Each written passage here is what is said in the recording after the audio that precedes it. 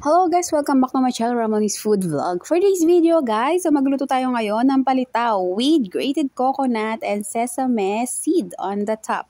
So let's start cooking guys!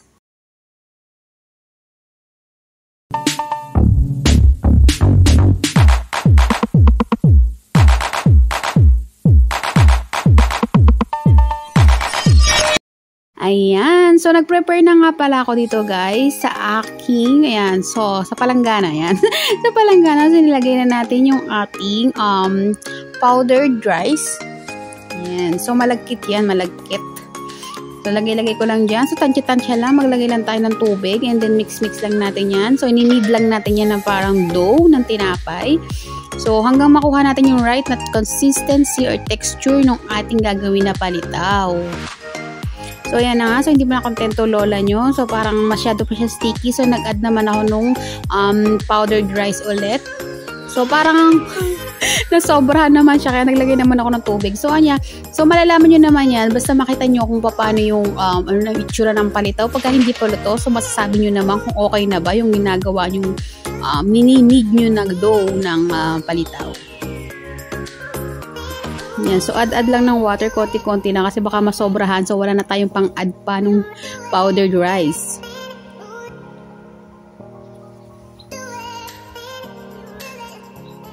Yan. So, suntok-suntokin lang natin yan. Masama-sahin lang natin yan. At magkasama-sama din yan. Yan. So, by the time nga guys, parang hindi pa ako masyado nasiyahan. So, may kumikislap-kislap dyan parang nasa beer house yung aking venue. So, ayan. So, nilagay pa ako ng konti kasi parang hindi pa siya masyadong okay para sa akin.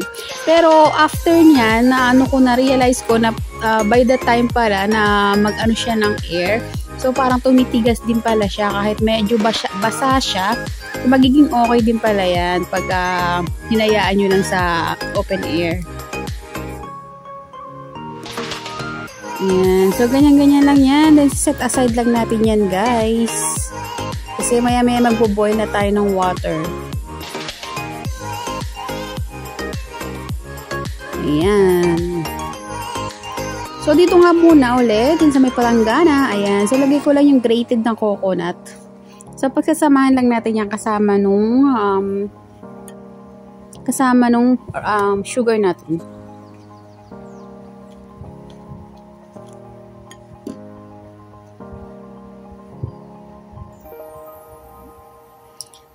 Ayan. So, tansya-tansya pa ako. So, actually, kasi galing talaga sa freezer. So, frozen yung ating grated coconut.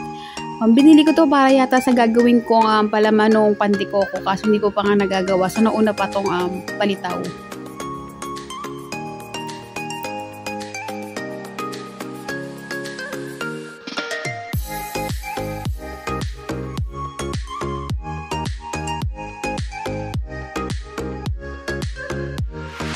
Add na nga natin yung ating sugar. So, white sugar yung ginamit ko dito. Ayan. So, pwede namang white sugar or white sugar. Okay lang naman. Anything will do. Minsan nga parang mas masarap pa nga yung mas pubado o kaya yung nog-nog ang tawag nila doon sa pulang asukal. Kasi parang mas ano yung lasa niya. Parang feeling ko mas masarap yung lasa ng mga ganong mas dark color. Kesa doon talaga sa refined sugar. Although, syempre, mas malinis talaga yung refined sugar. Ayan. So, pagsamasamahin lang natin yan, guys. Yan, tanggalin lang natin yung mga hindi karapat-dapat yan. So, may mga buhok-buhok pa ng niyog dyan. So, tanggalin lang natin yan, guys. Ayan.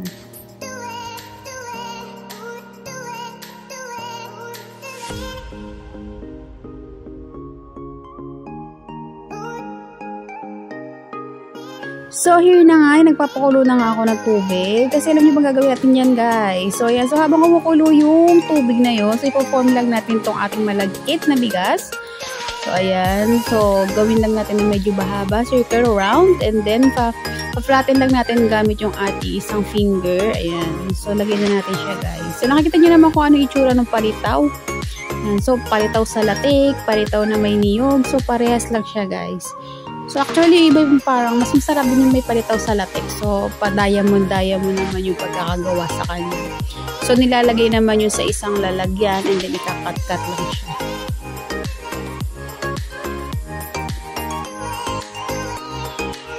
Okay. So, ulit-ulitin na natin yung procedure hanggang maubos natin yung ating malagkit.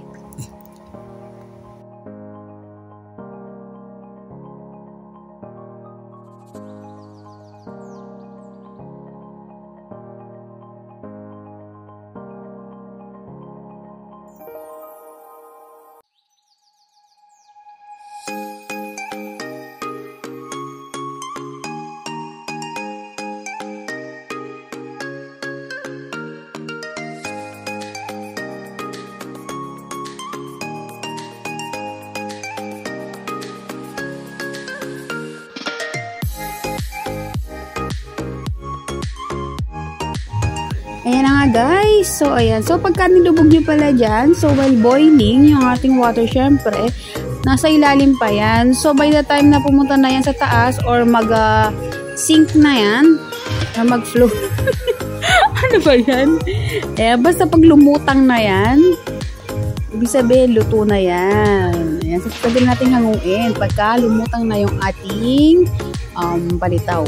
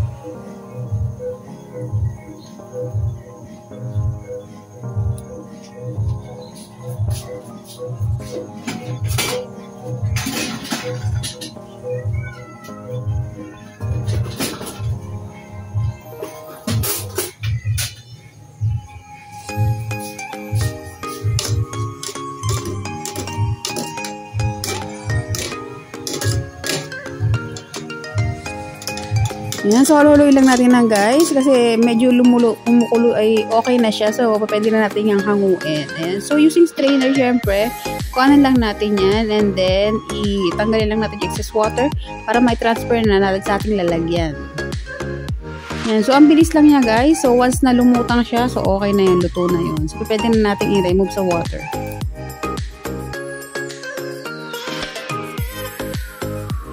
And ayan nga guys, so dito syempre sa ating palanggana pa rin. Ayan, so ayan, so nakita nyo naman yung ating pinaghalo kaya na grated coconut.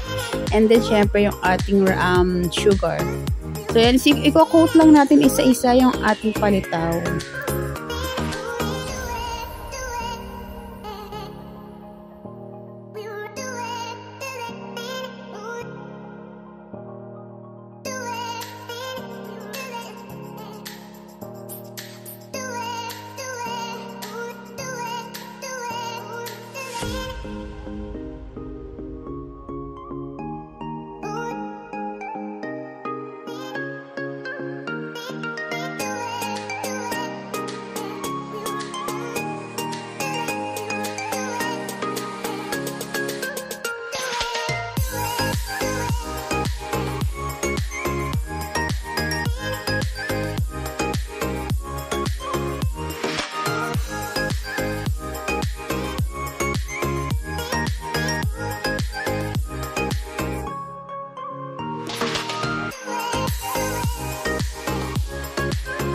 Yan. So, okay na nga siya lahat. So, pwede natin i-transfer sa ating plate ang ating ginawang dish for today.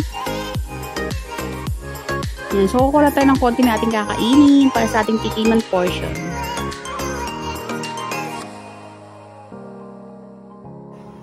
And then, ayan guys. So, yan, pwede na natin ilagay yung ating sesame seed sa ibabaw ng ating plate. Ayan, sa ibabaw ng ating ginawa na palitaw.